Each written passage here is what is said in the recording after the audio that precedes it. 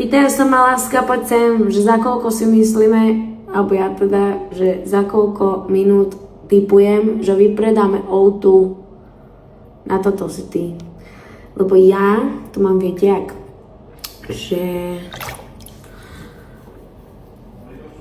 ja som síce frajerka, veľká frajerka, ale čo sa týka takýchto vecí, tak ja som taká trošku, že mám stiahnuté polky a v tomto Gajlo je taký viac, že blá.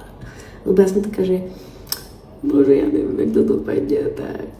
Proste, takže to som mala pri štadióne, mám to pri každom drope, proste čohokoľvek, merču, parfému, no má pri parféme, keď sme spúšťali celý deň, ma brucho bolelo.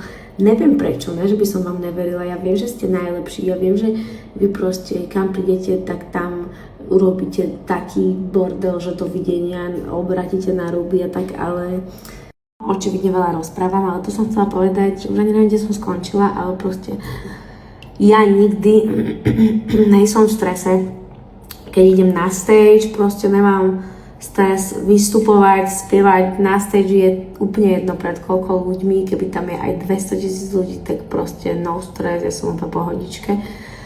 Ale čo sa týka proste týchto vecí, že proste vypredať čokoľvek O2, štadión a tieto veci, tak tu som taká proste trošku zdržanlivejšia.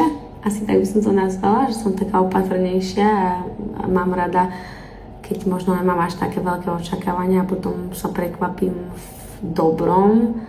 Neviem, sú ľudia, ktorí typujú, že to bude proste do pár minút vypredané a sú ľudia, ktorí typujú, že za jeden deň a sú ľudia, ktorí typujú, že do konca roka. Takže necháme sa prekvapiť.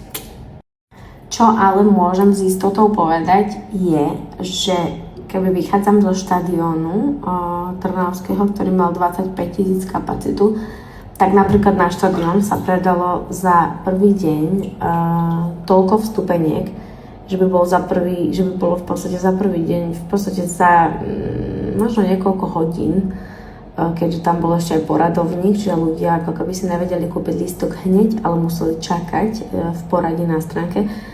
Tak keby vychádzam z toho, ako vyzeral predaj štadiónu ten prvý deň, tak za prvý deň by bola O2 Arena vypredaná.